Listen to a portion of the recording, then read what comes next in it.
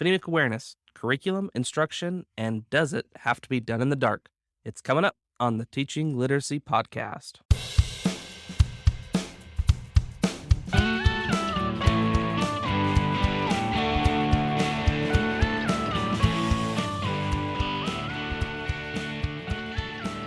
Hello, and welcome to another episode of the Teaching Literacy Podcast. I am your host, Jake Downs. I'm a former fourth grade teacher and instructional coach, and a current elementary literacy coordinator for a local school district. I also hold a PhD in curriculum instruction that specialized in literacy and leadership from Utah State University. Welcome to the show. This show is all about bridging research to practice. Just a couple items of business before we get to the episode. I want to say a big thanks to those of you that have left a review on Apple or Spotify. That does help get the word out about the show. I'm also especially grateful for those who have shared this podcast with a friend or colleague using word of mouth. That is the biggest way that the podcast is spreading, and it is continually spreading. So thank you for those of you that have done that. I'm grateful for the donations that have been trickling in via Venmo and also PayPal. It's being used to pay for the ongoing costs of a podcast. So if you're interested in supporting the show, you can donate via Venmo. It is on the business side, even though this isn't a business, but when you're in Venmo, tap on the business side and you can Venmo me at TeachLit Podcast. You can also go to teachingliteracypodcast.com, click on About Your Host in the upper right-hand corner, and then there's a link where you can donate securely via PayPal. So with that, let's get to today's episode. Phonemic awareness is a hot topic right now, with a range of scholars weighing in on the subject. My guest today reviewed the most popular phonemic awareness curriculum in one state and then compared the practices in those curricula with reported research. Her name is Dr. Kathleen Brown, and she is the director of the University of Utah Reading Clinic in the College of Education. Her work specializes in beginning reading instruction, word recognition instruction, comprehension instruction, intervention models for at-risk and struggling readers, and teacher professional development in reading instruction and intervention. It's a great conversation, and you can tell that Dr. Brown is very passionate about what she talks about. After the discussion, make sure to stick around for Jake's take on the topic. And now, on to the show.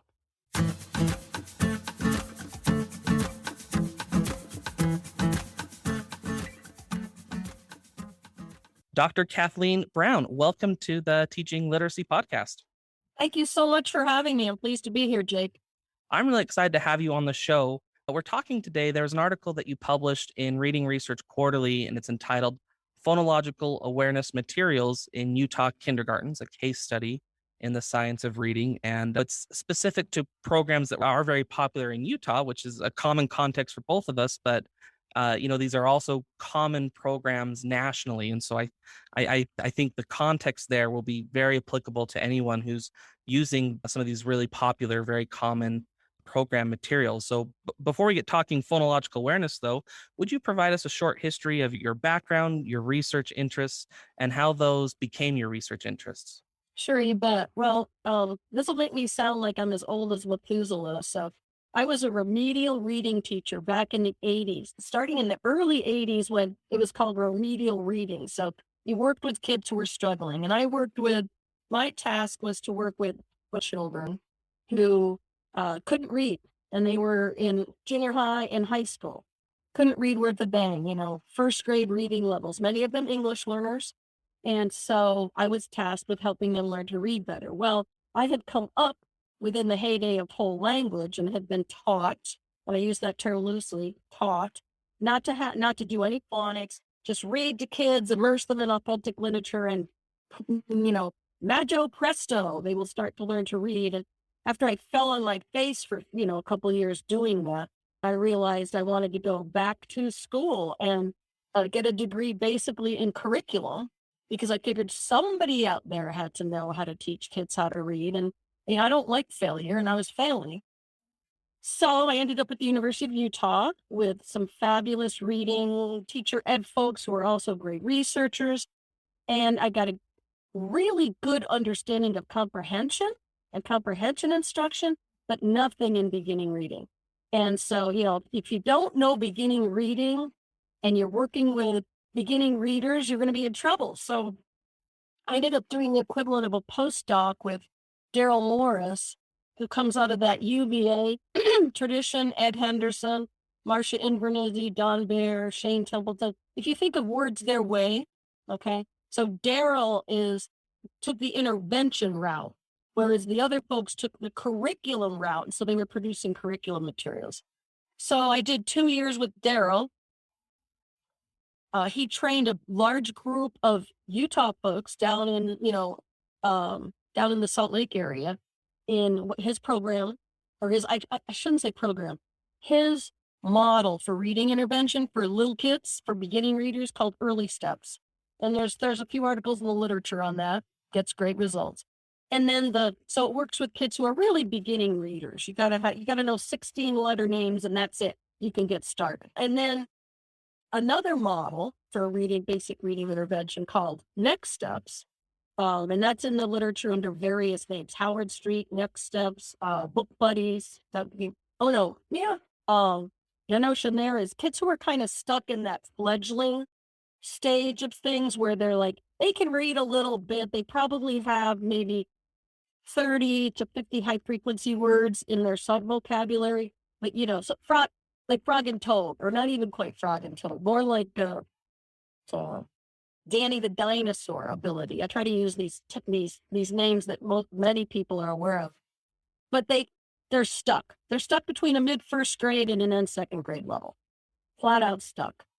So there's a model there that we use called Next Steps. So I did a postdoc with Daryl in those models, and frankly, that was the beginning of my career, in that I finally had the tools to help other educators will understand and help advance reading development for kids where the reading development doesn't go swimmingly, so to say. And then, talk about a confluence of fabulous things. The legislature agreed to fund the University of Utah's the reading clinic, right? And so we are still partially, I shouldn't say partially, almost, I'd say 3/4 funded by the state. And then we cobbled together grants and fee for service and other things. But I was lucky enough to be chosen to spearhead the development of that organization. And 22 years later, I'm still here, and we're a statewide organization. We do research, we do professional development, we have on-site and virtual services for kids all over the state. So that's where we are. And I gotta say, not many reading professors get to do what I do. I'm very lucky, very blessed. And that sort of trajectory is wonderful. And one of the things that has drawn me to this article specifically, and to the work you're doing at the U, is this show's all about bridging literacy research and practice. And in your role and position, you've been able to straddle that very, very well for 22 years of, as an academic, you can consume the research and you know where to find the research and how to interpret the research. But where you're running the clinic, you have living, breathing kids that you get to road test it with and apply it. And so, and I think that mentality will come clear throughout the course of the conversation, of that very pragmatic sense. We're kindred spirits here. Yeah, I feel the kindred spirit there, totally. So, phonological awareness, it's been a really hot topic lately with, the term science of reading becoming very popular, and letters training happening, nationally, with a lot of folks learning about phonological awareness for the first time, or getting much more technical with it than they have, if they already knew about it. So just as a recap for folks who are listening, can you provide an overview of the development of phonology, and especially its synergy with orthography, and how we just might how we can approach thinking about phonological awareness? Yeah, you bet. And I think this is a fundamental piece that if we could just get this piece in pre-service teacher candidates' heads and all the way through their careers, I think it would make it so much easier for them to look at something like, say, Haggerty or Wonders or New York Reading or whatever, all these different programs. If they could have this conceptual piece about reading development, right? internalized in their minds, I think it would help. And so here's how it works. You've got, if you want to think about three systems, phonology, semantics, right? Semantics knowledge, and orthography. Those three systems are fundamental for reading. So if you think about a little kid, even from infancy, right? They start to pick up phonology. So if, oh, look who's here. Look who came in. There's Doggy or whatever. There's Rusty. Oh, do you see Rusty? And, pretty soon the kid starts swiveling his head when he hears the term Rusty, right? For the dog. That shows that there is a phonological representation in the mind, in that baby's mind. There's when the kid hears Rusty and looks for the dog, there's a phonological, think of the words, phonological representation in memory. Okay. There's also a semantic representation hooked up to that phonological representation. The kid knows it's the dog, right? So that you've got semantics, you got phonology.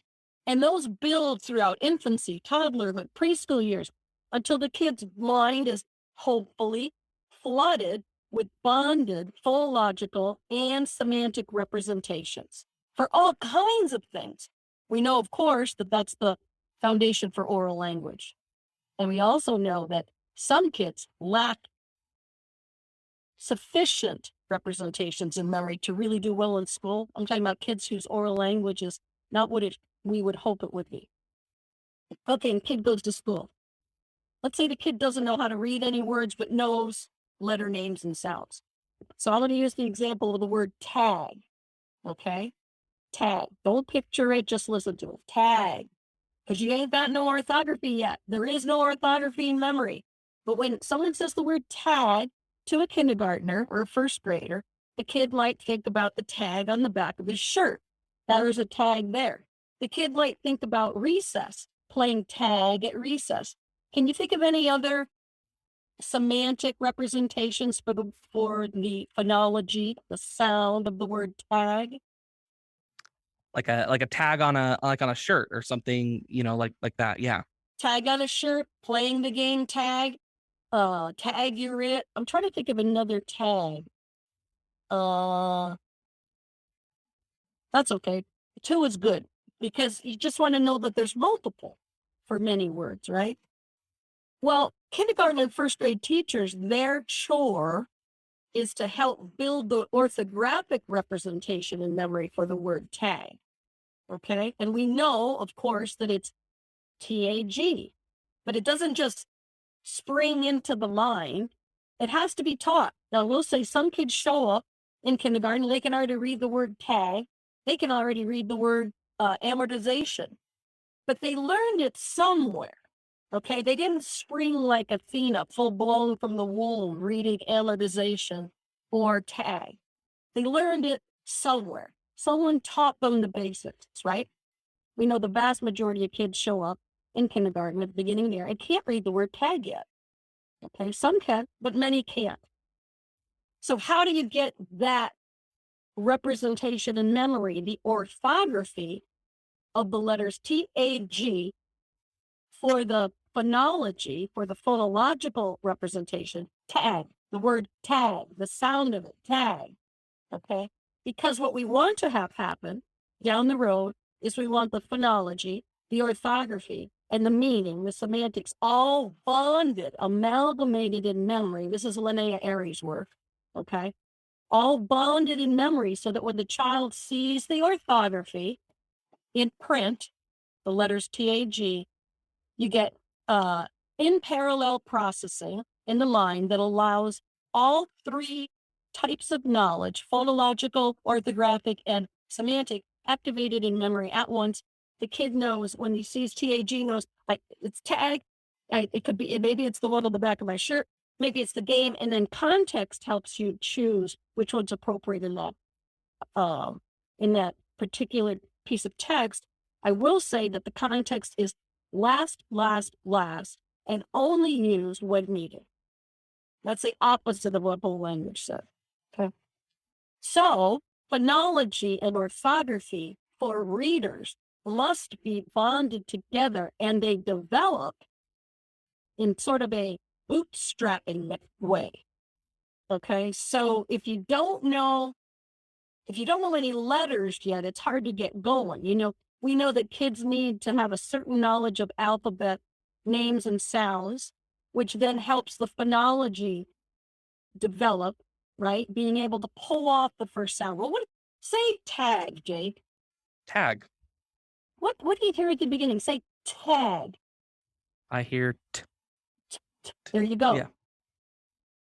Kids can't do that until they know some orthography. And then as the ability to pull off first sound comes, I hear then you continue to work on more letters, their names. And so when I say tag, Jake. Tag. I want you to hit that last sound. Tag. Tag. What do you hear at the end? What sound? G. What letter says G? G.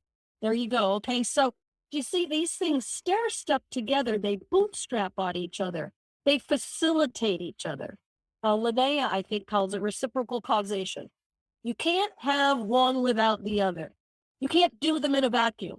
So people who want to let's do all the early phonological tasks now, and then later we'll get to the orthography.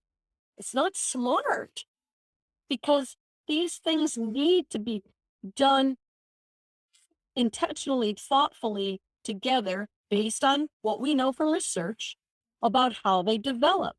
Which aspects of orthography enable kids to progress in phonological awareness? See, I'm using that term now, or phonemic awareness, because the phonemic awareness is where the money is.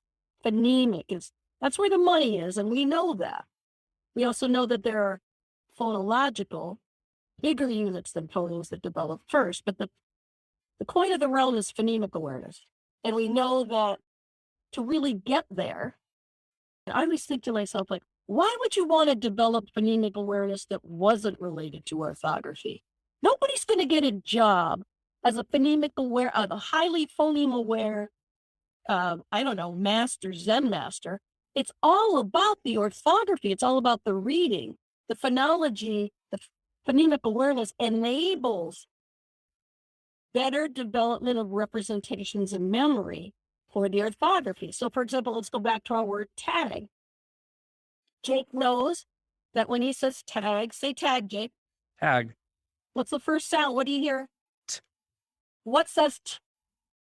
T. Excellent. Okay. Say tag. Tag. What's the last sound you can hear? G. What says g? G. Okay. Elbows up. We're going to go for that middle sound. Okay, ready? So watch me. Tag. G. Tag. Your turn. Say tag. Tag. Top it out. G.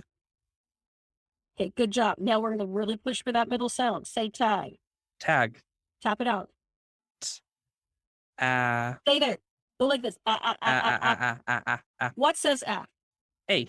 Nice job. Now we're going to write that. Okay? We're going to spell that. Because here's the deal. It's not enough to just have you doing these things like a trained seal without writing them down or looking at them in print or sounding across the word letter by letter. The synergy there between the phonology and the orthography is super critical. And that's when you read Linnea Airy's work, I think that comes through very clear of that. We care about those because that's where the processing of print happens, is we're connecting the visual print that we're seeing. We're automatically or very efficiently retrieving the sounds from that, and then we're connecting it to meaning based on the specific syntax. And so I have a preschooler, and this was last night as we're putting our kids to bed. So I have a preschooler, and then we also have a little 4-month-old girl named Hattie. And the 5-year-old or the 5-year-old preschooler Elliot, he's been doing some phonological tasks and phonemic stuff in preschool, and we value literacy in our home, so I have guinea pigs that I can poke and prod with, and Yeah. This was unprompted. He was getting his pajamas out of the drawer, and he goes, Hattie, Mom, Hattie starts with H, and my wife was there, and so the skill. I mean, I was looking at, I thought that, and I said, okay, so he isolated a single phoneme, And then he connected that phoneme to its orthographic representation to know, hey, Hattie starts with H. So, he's a pre-reader, right? Preschool. He's not processing print yet. But but he knows the first word in Hattie because he was able to do some of these phonological and orthographic tasks. But it was the synergy of the stacking both of them together that, I mean, it would have been cool if he would have just said, oh, Hattie starts with, I thought that would have been neat. But the fact that he took it that extra step to say H, I was like, all right, we're on a good path here. Just, people used to say this, oh, he's barking at print, ooh, bad, barking bad. It doesn't know what it means. He's barking. Well, I almost want to say sometimes barking with phonemes. Is it good they can isolate the phonemes? Yeah, but the coin of the realm is to tie it to the orthography. And when we forget that, and these programs that are out there forget that, or I guess I shouldn't say they forget that, they don't maximize the opportunity. I shouldn't even say that. Sometimes they don't even access the opportunity at all. They don't access the opportunity to tie it to the orthography. And that's the bulb that I pick in the article with, and I'm happy to say who it is. It's Haggerty is the supplementary program. Wonders is the core program. Wonders is used by, I don't know, large percentage of Utah kindergartners, right? And in those programs, they do phonemic awareness training. Haggerty also does, both programs do what I would call phonological awareness training, pre-phoneme type levels, like being able to split onset lines. So say snack, okay? Snack. If I said, what's left? Ack. So that's splitting onset rhymes. We're not at the phoneme level there. The phonemes for the word snack would be right? So I'm talking, so these programs really appropriately place a lot of importance on the phoneme level. Okay? Yes. But to approach the phoneme level without using orthography is wrong-headed. People, and here's the comments I get from people all over the state. Well, but it's good. Well, yeah, I guess so. I mean, I wouldn't say it's good, because I would say it's not maximizing what kids need to do, what kids need to learn in order to be able to navigate print. Okay? If you're doing phonemic awareness and isolation without letters, okay, you're not maximizing your opportunity, because here's why saying, oh, but it's okay. It'll be good. Here's the problem with saying that. Teachers have not enough time. We know that teachers are drowning in stuff they're supposed to do. And when a district says to them, thou must do X, and they spend 15 minutes doing X, and X is not optimal for kids learning to read, then I say it's not okay. That it would make a lot more sense to do phonemic awareness development, which I will say is critical. Kids who can't isolate phonemes, they're going to struggle as readers.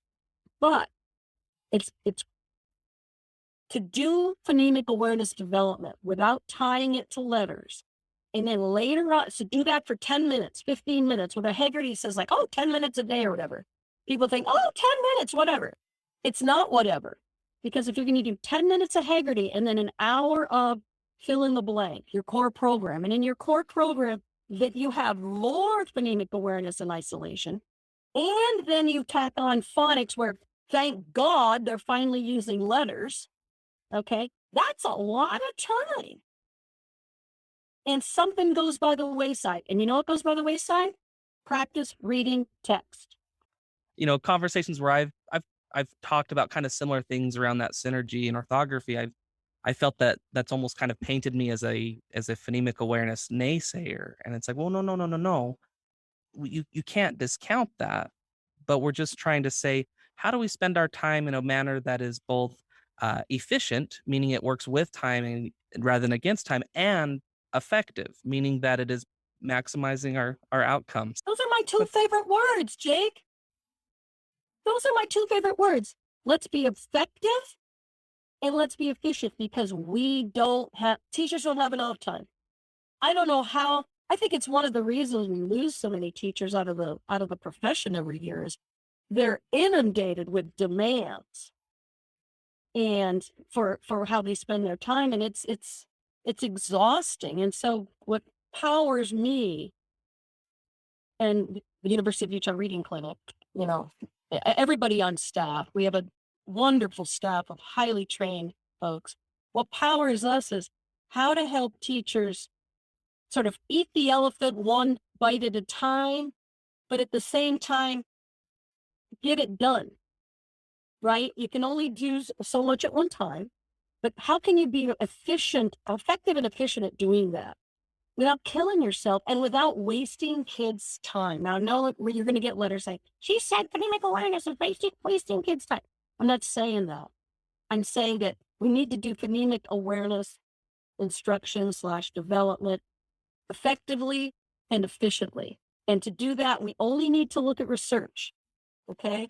Instead of looking just at the curriculum materials that are out there, I think we need to look at the research. And that's what we did in our piece. And I can see you nodding. That's where you want to go. I'll tell you a little anecdote about this. So about 6 years ago, people in district positions primarily started saying to me, why don't you do phonemic awareness in your intervention models? And I was like, what? You don't do phonemic awareness. And I said, oh, yeah, we do actually. And he said, but you don't do it. You can't do it in the dark. You use letters. If you're not doing oral only phonemic awareness, then you're not doing phonemic awareness. David Kilpatrick's a big promoter of this. And you will see it in the letters instruction as well. Now, I love letters. I think letters, Lisa Loads' content is lovely, but I would like to see them address this area because it's oral only. So I'm thinking to myself, when did this come out that you have to do PA oral only? Doesn't make any sense. So being an academic geek nerd, I went back into the research and started looking at it. And and the other thing they said was, here's the other criticism we got. You're not doing it with, you're doing it with letters. You shouldn't be. It needs to be oral only. The other criticism we got was, you're not doing the advanced levels. You're not doing deletion and substitution. And let's show our listeners what those are. So let's go back to our word snack, Jake. Say snack. Snack.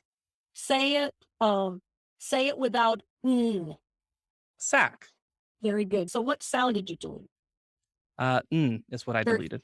Right. Okay, so you deleted it. Now, say snack. Snack. Instead of say oh. Slack. And I'm going to tell our listeners what you did. Jake looked up to the top of his head off to the right. And what were you doing there, Jake? I was thinking. And what were you doing? What were you doing in your mind? I think I made the word in my head. I mean, if I'm being completely honest, I think I had the letter snack and I replaced the N with an L. And then I went from the letters back to the sound and said slack. That's what people do when they do deletion and substitution tasks. The only people who can do those tasks are people that are already reading. You used an orthographic representation, right? What was the orthography you used? Spell it out. Well, SNACK, and then after it was SLACK. You were using orthography. So, curriculum that asks children who don't have that orthography yet to do those kinds of tasks, they can't do it. They can't do it. Research is clear on that. So people will say, yeah, but don't we need to teach them to do it? Well, if you can't do it without orthography, then you better teach some orthography with it to get there. And I would maintain that once youngsters can do those kind of tasks, they should be reading books rather than spending half an hour a day between the core program and the supplementary program in 2nd and 3rd grade. I think they should be doing, reading and writing and starting to work on morphology and that kind of curriculum rather than practicing deletion and substitution tasks. For kindergartners and 1st graders, to be practicing deletion and substitution tasks is, frankly, I think insane. Teachers will say to me, Yeah, but my class can do it. And I would respond, some kids in your class can do it. And then the rest of the kids who can't do it are simply copycatting. They're a quarter of a second behind the top readers in responding. And some of that too goes to thinking about, okay, a student might improve with, the oral only aspect of it. And so if you were, using the Hegarty assessment, something you might see growth in that. But the real question is to what degree is that transferring over to reading words, to alphabet knowledge, to decoding? And so that's, I think, question one. But then question two then also becomes, but is there a more effective, efficient way to do it? Which is back to your point of, really it sounds like to me those advanced phonemic tasks, but there's not, from my read of it, is there isn't really data supporting, oral only aspects of it, but that's going to continue to develop as you're teaching phonics and as you're blending and segmenting and manipulating actual words.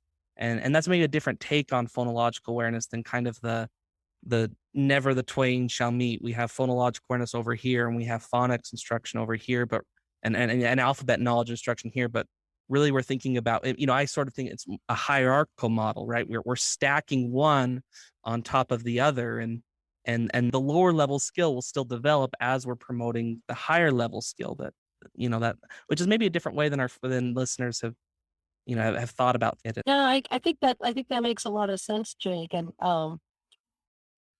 let's just talk about advanced phonemic awareness for a second. Doing tasks like deletion and substitution. I'll just leave it with that, okay? Doing the deletion and substitution tasks we just talked about, okay? There are no data, there are no studies that suggest that promotes kids' reading ability or spelling ability. All right, I'll just leave it with that. There are no studies. Now, David Kilpatrick will tell you, oh, yes, there are. But what he's done is he's cherry-picked other people's work and reinterpreted it in a way that they never interpreted it in their published articles. Okay. Torgerson and his colleagues, prime example. Torgerson and his colleagues did not draw that conclusion. Okay. And geez, I think they would have. Joe Torgerson is a pretty smart guy. I think Joe Torgerson and his colleagues would have drawn that conclusion or that interpretation had they seen that in their data. They did not. Kilpatrick says that the NRP is rife with examples. He wouldn't use the word rife, but he would say there's plenty of support in the NRP excuse me, for advanced phonemic awareness tasks. And why didn't they put it in the NRP? It's not there.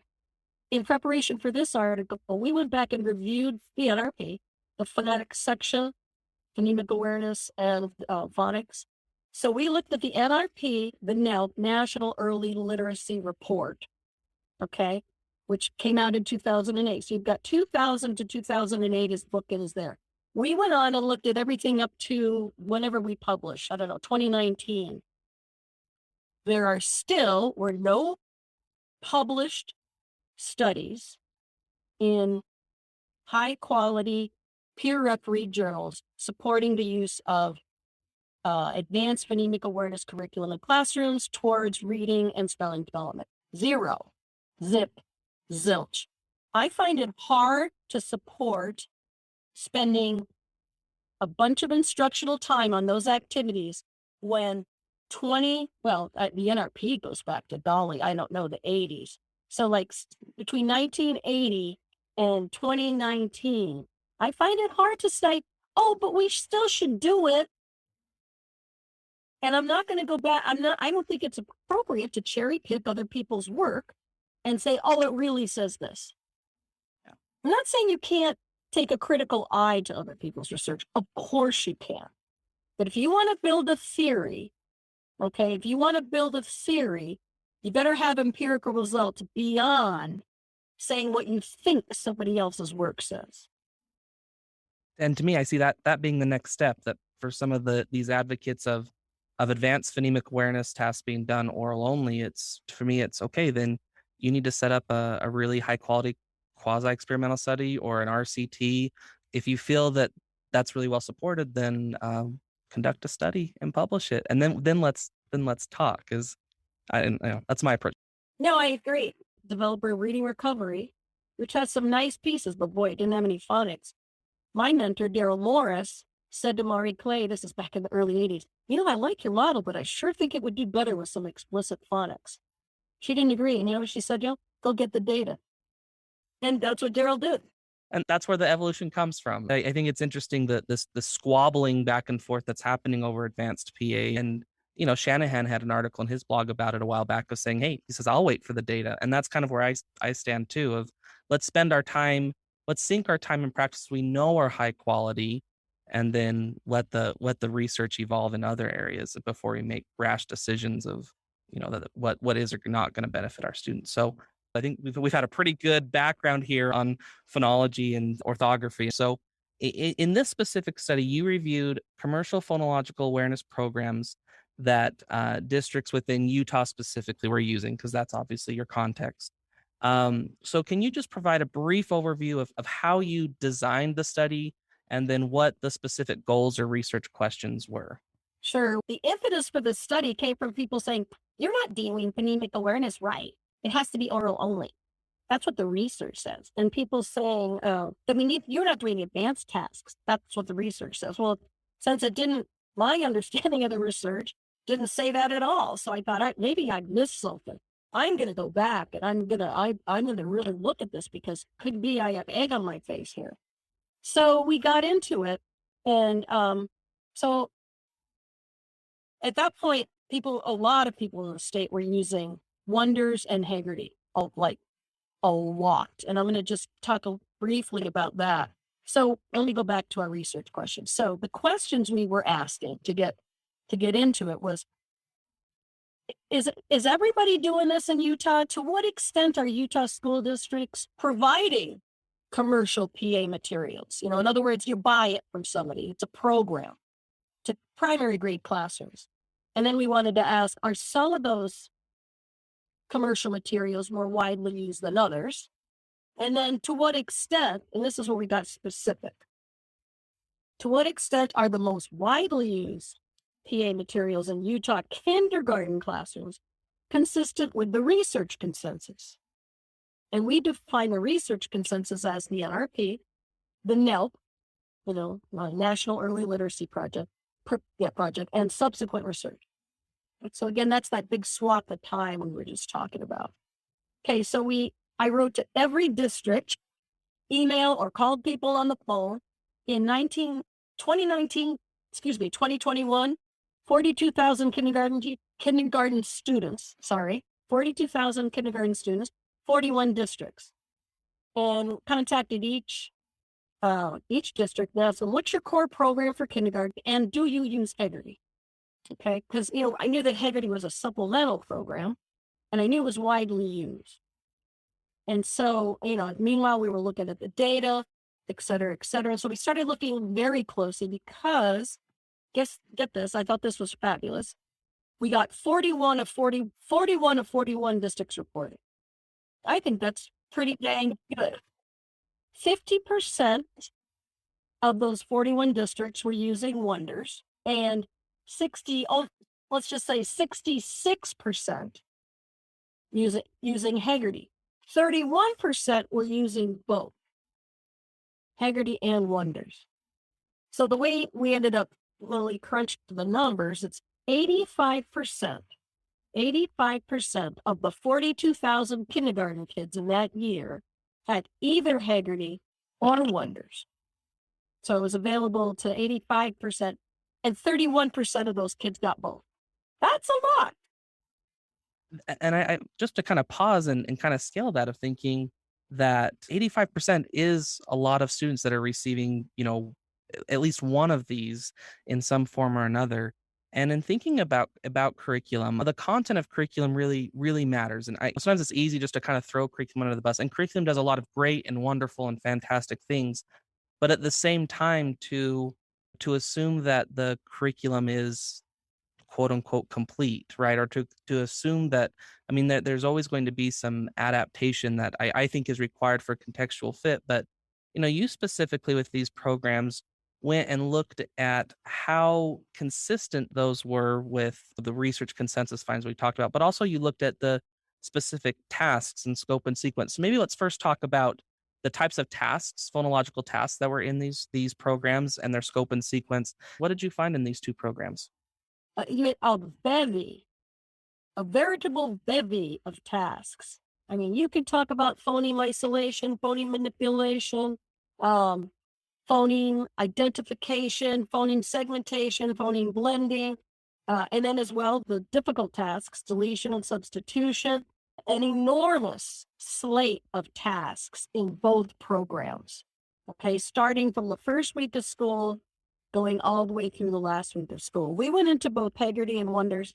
I went through every single lesson in Wonders and Haggerty for kindergarten, every single lesson. And we laid out in a matrix all the types of tasks, when they were introduced, samples of what the tasks look like, how many percentage of use across the year. So we have a very clear understanding of what both of those programs ask of teachers and kindergartners.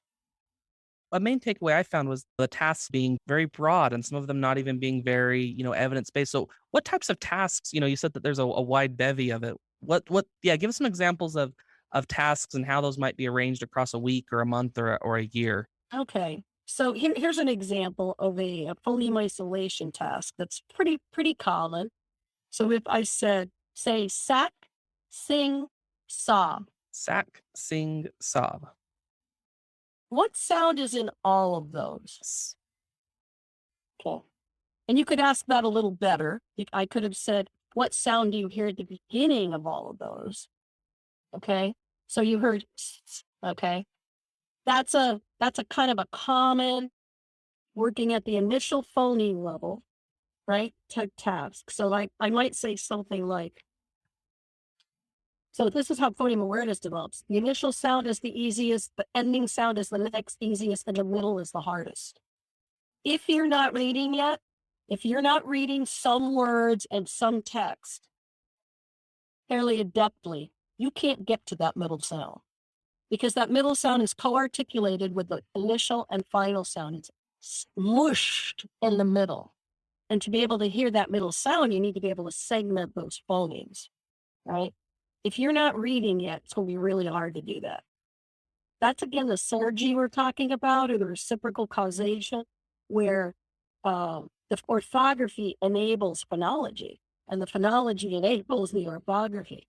So that's a fairly easy task. Now, what I would say to people is, wow, if I can say sack, sing, sob, and Jake can tell me that the first sound he hears is, why the heck would you not have Jake pick out the S from a string of letters up on the board, or better yet, write the letter S?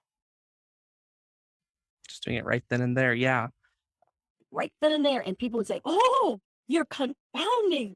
It's not oral only. Only you're not doing phonemic awareness instruction.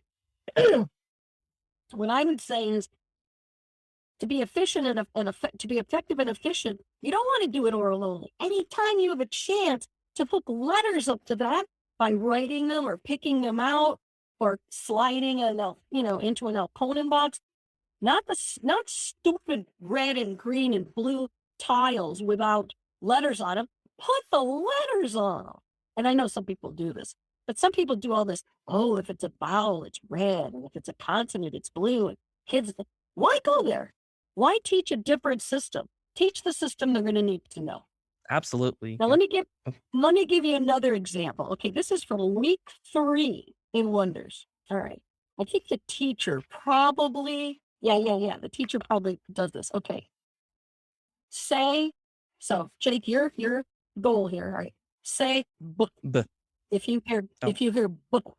Okay. If you hear book, well, you just did what a kid would do. Yeah, I did. Okay. I'm just following the teacher's directions here. Yeah. Okay. Wait for me to finish, Jake. Okay. If you hear book at the end, say book. Ready? Dab. Buh. Weren't you thinking about what to say? I was. Yeah. I was like, wait, what are my instructions again? Yeah. Yeah. Say bad. Bad. But There's no book. yeah, yeah, Okay. You have your doctor, right, I Jake? do. Yeah, I do. Say, no, sorry, rewind. Let's do this task again. Listen to me. If you hear book, say book. If you don't hear book, don't say anything, okay? Ready? Dab, Buh, bad, ball, crib. buh. Okay. Week 3 of kindergarten. What are the cognitive demands on the child to do that? For me, just performing that task, I felt uh just keep like the instruction, like just like, okay, so what were my instructions again? Okay, I have to listen to the word, and then when I hear buh in the word, then I have to say buh. So I mean, I was And where? Where in the at word? the end of the word, yeah, and then there was confounding where it was, the other words had it at the beginning, and yeah, that was it took it took cognitive demand for me to be able to do it, and I was able to do it, but it wasn't automatic by any means. Week 3? No, week 16. Sorry. I'm looking at my notes wrong. It's week 16, but it's kindergarten. Week Yeah. 16 in kindergarten in wonders. Okay, so notice the kind of difficulty level. I said bad, it's got a book in there, but it's at the beginning. I said ball, it's got a book, but it's at the beginning. So they're not supposed to say book, right? I mean, I would consider that a gotcha task. It's the child has to hold the word in memory and then listen for the ending sound. If the child in kindergarten, and that'd be like, week 16, it'd be what, like Probably, December yeah, maybe or yeah, about something, yeah. kind of almost mid-year. If that child can pull off ending sounds at all yet, I'm not talking first grade, I'm talking kindergarten. Now, if there are kids in the class who are already reading, they can do that.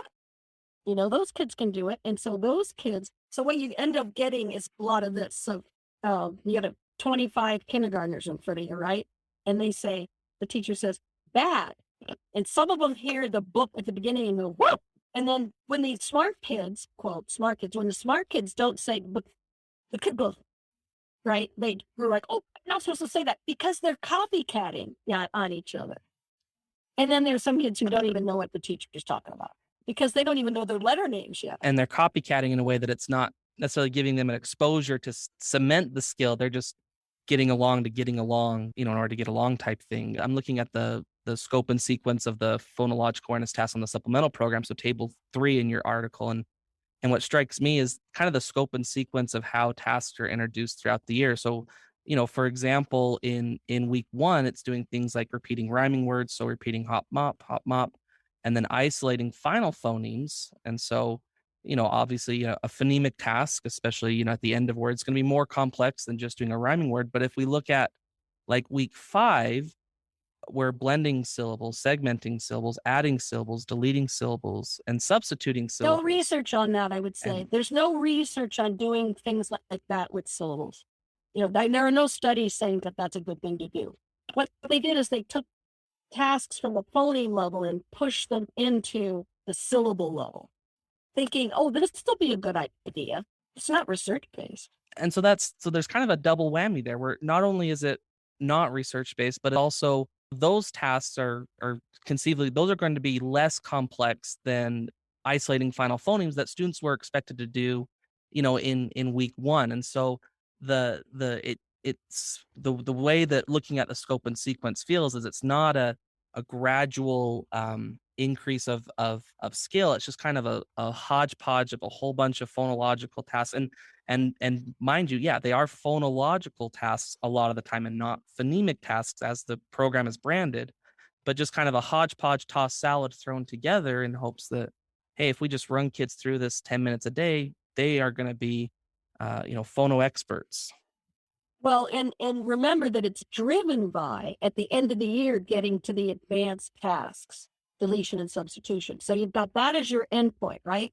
So you've got to fit that all into that yearly, that scope and sequence for K1 and 2, right? And so you think, well, we can't wait to week 9 to do blah, blah. We got to start with that in week 3. Here's another example from Wonders. And the instructions are so cognitively difficult. I mean, one of the things I will give you to Haggerty is they have instructions and they stick with it all year. Thank God. Wonders comes up with, I think I think it comes from this. Let's make it fun and interesting and game-like. Okay, but what they end up doing is the instructions become so complicated. Kids, 3 out of 30 kids can figure out what the task is, and then everybody starts copycatting them. But here's one. Think about, as you do this one, Jake, think about this. I'm going to have you pick the sound that is the same. Him, Sam, jam. Mm. How did you do that? Um, What did you have to do to get that answer right? what I did, I really just on that, I kept the sounds from him in my Yep, head. And then yep. that second word, once I had two sounds that were, once I had the from both of those words, then all I had to do was wait. And it was the right? I've already forgotten. Yep. Yes, you're right. but then it was okay. Then when jam comes, then that third word I was checking to double see, okay, is that also going to have that same word? So it's like all the sounds, here's where one matches up, confirming it with the third is how I did that. Right. Yeah. Kids have to hold a lot in memory to get these right. And I think that's one of the, without looking at any letters. Okay. So they have to hold sound in memory, then do stuff with those words, those phonological representations, him, Sam, and jam. And that's an easy one. Okay. Now let's get crazy. That was week 1. All right. You have to, I'm going to say some words and you tell me which one does not belong. Mop, sand, same. Sand. Was that the second word? Sand? Jake, I guess I need to say those again. Which word does not belong? Mop, sand, same. Yeah, it would be sand, right? Mop. Well, but It's not ending sound. oh, okay. Because I was thinking, well, they both had the mop and same both had which was what I was going for. Oh, I see what you're saying. No, it's in the initial position. Oh, I got you. So so that was what I was supposed to be listening for, and I just was finding any sounds that had overlap. See, I might be revealing a little bit too much about my phonological skill on this. Folks, are like, why am I listening to this What? garbage if he can't even do kindergarten phonological tasks? Sign yourself up for an assessment at the clinic, Jake. It wouldn't hurt. So, I guess the point here is, in showing that, and that really was unscripted. I wasn't messing up on purpose. Imagine what kindergartners do. They all listen for the kids who are already reading and the kids who are very adept at this. So some kids in any classroom, I think some kids are really good at this. And I think a lot of them, teachers up there spending 10 minutes saying, okay, here's some sounds. Tell me what word they make. G, F, V, I, T. What is it, Jake? Gravity. I could do that one. Very good. That's holding, I think, 7 sounds in your head. That's assuming you have the word gravity in oral language, which lots of kindergartners don't, even those who come from good homes. Okay. So what's that kid? What are the kids who don't know what the heck she's talking about gonna do? They're gonna cheat off, but whatever whatever Mackenzie is saying. So the kids watch for what Mackenzie says and then they echo it, gravity, right behind her. And then the teacher thinks, oh, they're getting it. Well, Mackenzie's got it. And then I would ask, does Mackenzie need to be doing that? I think Mackenzie should be reading. And that's a key component here too, is if they are that adept at being able to complete the task, they're probably adept enough that they don't need the task to become a better reader. So what I liked about your article as well is you then kind of take the scope and sequence and the types of tasks that were provided and the way the instruction was administered. And you said, well, let's compare that with the NRP, the NELP, and then, research post 2008 up until the press of your article. So one consistent research finding is that phonological awareness warrants a strong focus in primary grade curriculum and that it can be delivered effectively by teachers. How did these programs fare with this research finding? Both of them are really strong. Both are very consistent in that they're consistent with the research and that they do provide a strong focus in primary grade curricula. And I'm pleased to see it there. I mean, I'm as old as Methuselah. I remember back in the early 90s when not a lot of teachers in the field knew what phonological or phonemic awareness was, right? And I was out there going, do it, do it, do it. Come on, we got to do it. We're not paying enough attention to this. And that's why I find it so hysterical that at this stage of the game, people will say like, well, you don't do phonemic awareness. Yeah, I've been doing it a long time actually. But I'm so glad to see it represented in commercial programs, commercial materials. The bone I would pick with it is that it's not represented in a way that is optimally effective and efficient based on research.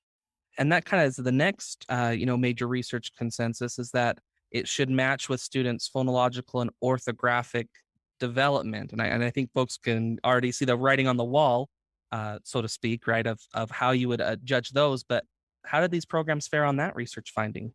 It's mixed. So in kindergarten, when children have some alphabet knowledge, it's very appropriate to have those children listening for initial sound. So if we're writing a poem about, or not a poem, if we're writing, we just took a walk and we see it's fall, we see leaves on the trees, leaves on the ground. And so we go back to the class, we're writing about what we saw. So kindergartners, everyone say leaves. Leaves. Say leaves. Leaves. Tap that first sound. Say leaves and hit that first sound. Leaves. What sound did you hear? O. What says O? L. Good. Everybody write it down. We're going to spell, okay. And you don't have to spell Leaves. I would be thrilled if kindergartners say leaves. Leaves. Anybody hear anything at the end of leaves? Some kids will say, ugh. Some kids will just copycat whatever their neighbor's saying, right? But, if you had kindergartners spelling LS for leaves, I would go home and have a party, let alone Mackenzie, who's going to put an E in there for old E or Z, or a V, sorry, old E. How would your 4-year-old, or maybe this might be next year, spell leaves? I would probably be LVS. If I'm being completely honest, I don't think there'd be a vowel in there. I think it'd be LVS. Exactly. That's showing phonological and orthographic development. Okay? Now for him, I would start pushing him for the vowel because he's got initial and ending and even a medial consonant phoning. Pretty dang good, right? So what's missing? The vowel. That's the next thing that needs to happen in development. That's what you push. So phonological awareness instruction with orthographic instruction, spelling, needs to attend to where kids are. Once a kid can take 3 or 4 sounds and blend them together, like listen to me. What's the word? Sack. Listen to me. What word is this? Black. That was 3 sounds and 4 sounds. Once they can do that, why are you going to do 7 and 8 sounds? You're just taxing short-term memory. You got to hold 7 or 8 sounds in your head and put them together. Why would you take instructional time to do that? Better they should be reading real text and writing. And I would add, going back to the leaves example we did a minute ago, is, for me, that was a lot easier than the Sam, that other tasks that we were doing. And part of that, yeah, I'm a really proficient reader. At least I think I am. And so obviously I had more skill and training in that area, but there weren't directions for me to be keeping track of. It just was, what's the first sound? Okay, let's connect it to a letter, and then writing the letter. I'm so glad you brought that up. Here's some of the different things and wonders. Like I said, I give Haggerty props for at least keeping their instructions the same across the year. They don't try to get fancy. Wonders tries to get fancy. Listen to this. Touch your ear if you hear this sound. Say the sound. Don't say the sound. Clap. Say the word that belongs. Say the word that doesn't belong. Count the sound. They're in an effort, I think, to make things interesting and motivating and game-like. Touch your ear. I think for many kids, what they don't think about, the people who developed it, is the kids have to keep that in memory too. What am I supposed to do? Plus, listen to the stimuli and manipulate it. Why not use letters to read and write, to focus on the phonology, then invent all these tasks that the research don't support. The other thing I wanted to add was, he said something that really triggered. I think where some of this came from, these tasks that are inordinately difficult. Let's take deletion and substitution. I think so. Those are the hardest oral only tasks a person can do in the realm of phonemic awareness. Okay. They are wonderful at discriminating amongst individuals. They're excellent assessment tasks in that they discriminate beautifully among people, even adults, who have good, bad, or ugly phoneme awareness. Somehow, so those are assessment tasks. All these, quote, PA skills come out of assessment. Just because something is a good assessment task in that it discriminates amongst a population doesn't mean you turn it into curriculum. 100%. And that's something I've actually spent a lot of time this last year thinking about, is the way something is assessed doesn't necessarily mean it's the way we should teach it or the way it's instructed in. And so if we're measuring phonological awareness, we're going to do it orally, but that doesn't mean that that's the best way to teach Right. it and to advance it in a way that's going to be beneficial for students. And that's in other areas of the curriculum as well, I might add, not just phonological awareness. So two last findings from the research consensus is that PA instruction should ask students to manipulate letters, and that PA instruction should focus on one or two skills rather than three or more, and then especially blending and segmentation being heavy hitters there. So how did these curricula fare on those two research findings? Well, using letters, manipulating letters with it, 0, zip, zilch. Okay. Haggerty does no letters, okay, for the phonemic awareness tasks. I think they ask kids they do some alphabet tasks but it's not letters with PA. I think they work on alphabet, but they don't use letters with their phonological and phonemic awareness tasks at all, ever, 0, zip, zilch.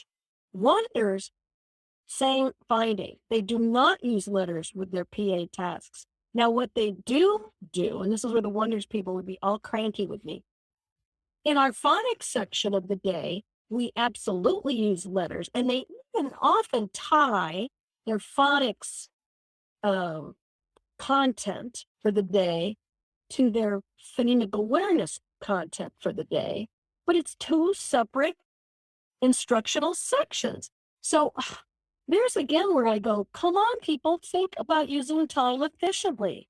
Do the phonics with a focus on the PA aspect, particularly segmenting and blending. So I think where this went awry is because back in the day, there was something called analytic phonics back in the day, there was whole word look say. Look at that word. Look, there's another word, see. And so they really didn't do a lot of sound grabbing phoneme connection there, right? And that's not going to cut it. It's an alphabetic language. You've got to attend to the phonemes. But the findings in the NRP, you get twice the bang for the buck. I'll just say that. You get twice the bang for the buck if you use letters with PA. When we're talking improving outcomes, that's a big number. Double is big. When you use letters, you get an effect size of 0.67, which is moving into the robust area of effect size. It's 0.67. If you don't use letters, it's 0.38. So the other thing was focusing on only one or two tasks. Oh, and Haggerty does 10, if you count the alphabet, a day. 10 a day, different tasks. Wonders is all over the map with different tasks. When the research from the NRP, now I'm strictly in the NRP here, and we saw nothing to contradict this in research that goes up to 2019. In the NRP, so when you focused on 1 or 2 tasks, the effect sizes were 0.7, 0.71 actually, immediate for 1 task, 0.79 for doing 2 tasks, and the effect size for doing more than 2 was 0.27. Wow. 1 or 2, that's it, thank you. Check, Yeah. please, 1 or 2 tasks. The lag time differential, so in other words, later, working with kids later, 2 tasks, the effect size for having done 2 tasks, lag time moving forward in the kid's life was 1.28. I mean, you get an effect size of over 1, man, let's throw a party. For 1 task, this is lag time, 0.55. For 3 or more tasks, 0.23. Wow. You see why I was like ripping parts of my hair out when I was looking back at the end? It had been a while since I looked at stuff like this. I just had a conceptual understanding in my head, right, of what PA should look like. And I would just encourage people, go back and read the NRP. Read Susan Brady. Susan Brady, I sit at her feet in terms of knowledge about phonemic awareness, phonological awareness. She's got it down. I mean, she's even saying that there's really not a strong need to do onset rhyme and rhyming and syllable level tasks for kindergartners. Preschoolers who don't know any alphabet, sure. If they don't know their alphabet yet. But Susan's, sense is that, once kids can represent some letters, have some alphabet knowledge, can either write them or know which letters make which sounds. I'm not talking about all 26. I'm talking about some. Heck, start working with, okay, this is a picture of, hang on a second. What's this, Jake? It's a pen. Okay, when you say pen. Pen.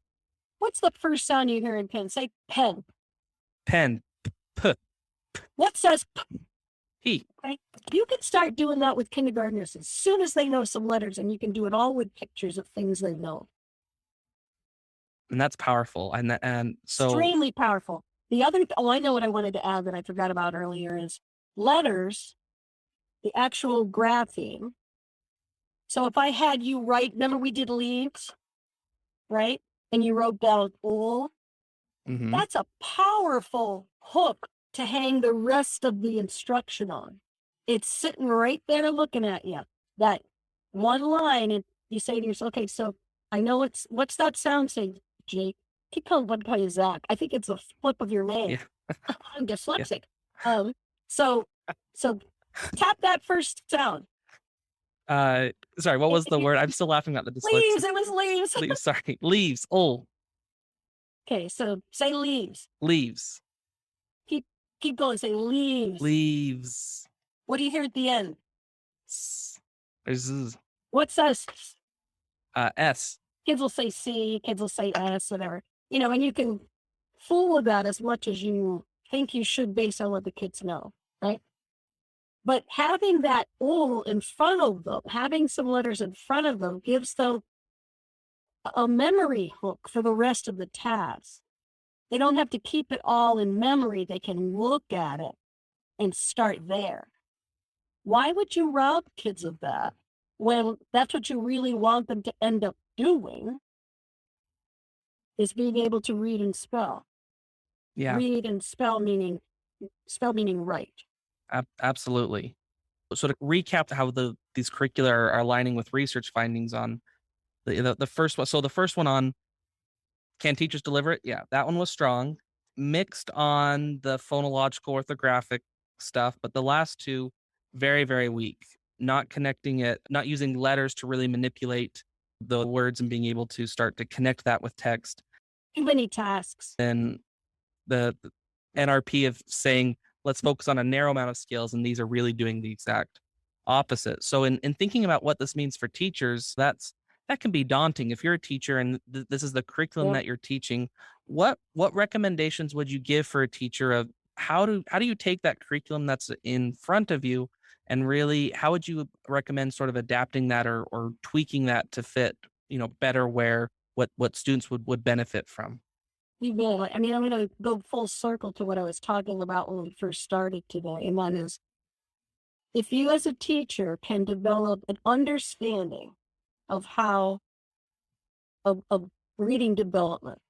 By reading development, I'm giving it a fairly narrow definition of what that area would call the ability to read words. Okay, the ability to access the text. Yes, comprehension is the point of reading. Yes, oral language is important. Yes, I got it. Do me, nobody. But reading is visual. You have to access the text to make the process happen, right? So how do we help kids develop the ability to read words in text, right? Primary grade teachers, well, anybody, frankly, any teacher needs to have an understanding of how that development happens, how that process develops in children. And so if you know that the first thing kids need to develop is some alphabet knowledge, letter name, letter sound. And if you know that that's the orthographic aspect. The phonological aspect is the first step is hearing initial sounds, being able to attend to segment initial sounds. Then you work on ending sounds. Then finally you go for medial sounds. And all the way you're working on blending and segmenting with letters. Okay, if you know that that's what needs to happen, that that's what we know from research does happen, and that kids can and can't do certain things at certain stages of that development or phases of that development, then you look at your materials and you go, why the heck am I trying to get kids to delete phonemes even in April in kindergarten? I'm not going to do that one. And instead, I'm going to have kids do X, Y, Z, which I would push working on high frequency words like said, they, go, is, et cetera. I would push working on that and then throwing in some words where they have to blended segment via writing. And that's pretty powerful there of, that we're talking even beginning kindergarten. You can still, let's take the word, let's isolate the first sound. Okay, now let me show you what that letter is. We haven't learned this yet, but this letter is M, and M says and to me it sounds like, doing tasks like that much more consistently and blending and isolating, blending, segmenting, connecting it to what it looks like in print, and having a responsive focus on how your students are performing in those. I mean, that's the steps that are going to be very beneficial. Thank you, Jake. And, I would just tell our listeners that, if you go onto our website, urc.org, again, it's uurc.org. And if you look on the educators tab and you look at U steps and look at our early steps curriculum, you will see a curriculum that is a beautiful research-based curriculum for anywhere from preschool. We use it for at-risk first graders and even at-risk junior high kids who are refugees from, war-torn countries, you know what I'm saying? Who are they're beginning readers in English and maybe in any language, right? Like they didn't learn to read in their home language. But that curriculum does exactly what we're talking about here. It starts with alphabet knowledge, letter sound knowledge, right? You don't have to have all of them. Get 16 down. Then you can start to learn to read. If you know 16 lowercase letter names, because what's in print, it's all lowercase, right? Just about. If 16 lowercase alphabet letters, names and sounds, you can start to learn to read. I would urge people, we've got some beautiful resources for teachers online. And if you're talking about beginning readers, I would look into the early steps curriculum. We've got a full word study curriculum that emphasizes decoding, high frequency words, phonemic awareness, and spelling. Okay, it's all there. We've got scripts for it, and it's free. Okay, so I would say go there, look at some of that stuff, and you can't eat an elephant all at once. So, Dr. Brown, this has been a fantastic conversation. I've learned a lot, and I'm sure listeners have learned a lot as well. So, thanks for joining us on the show, Dr. Brown. Our last question is, what makes a good teacher? Fascinating. Oh my. Well, I think good teaching is both science and art. I'd give the nod to science because we really, it's like asking what makes a good doctor in some ways, like it's science and art.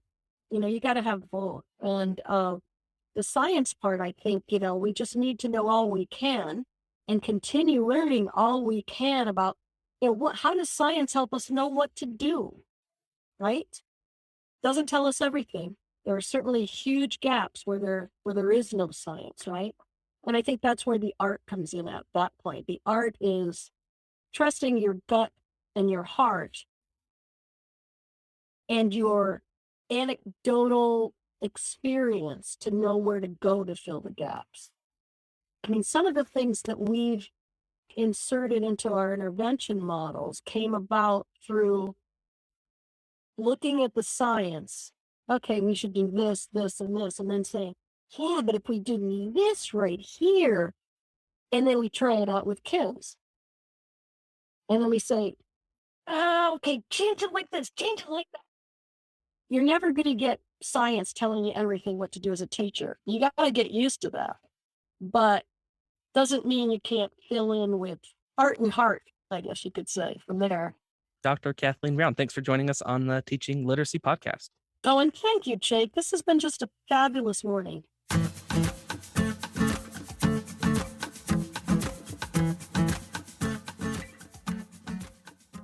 Hey, big thanks to Dr. Kathleen Brown for joining me on the show. Here are a few takeaways from the episode that I had. My major takeaway is about curriculum. We need to know what is in our curriculum. Just like healthy eating involves a knowledge of what things should and shouldn't go into our bodies, it also involves us actually reviewing the things that we eat and looking at individual labels and across multiple labels to determine at the macro level is our diet balanced enough to be able to be healthy. We need to know what is in our curriculum, and we need to know it like the back of our hand. We need to understand the scope and sequence. We need to understand the scope and sequence. We need to understand how skills build from one to another. We need to understand how the curriculum aligns with the core and where it might be a little bit heavy on the core and where there might be gaps. We also need to understand the core and understand how the core works and how the core aligns with itself and aligns with cognitive science and with research-based practices. We need to understand how do skills build one onto another. We need to understand what that curriculum looks like in the grade below and in the grade above. And we need to know and understand how much time the curriculum is suggesting to devote to specific skills. And we need to think critically about whether those minutes need adjustment for our particular group of readers. There's a lot of things with curriculum, but I highly recommend spending some time to just look at your curriculum, because knowing the curriculum is a major step to having good instruction. We cannot think that curriculum is the same as instruction. And I see those conflated from time to time where curriculum and instruction are sort of assumed to be the same thing. And in reality, you and I both know that they're actually quite different. Curriculum is a tool. And I mean that in the Vygotskian sense of a tool.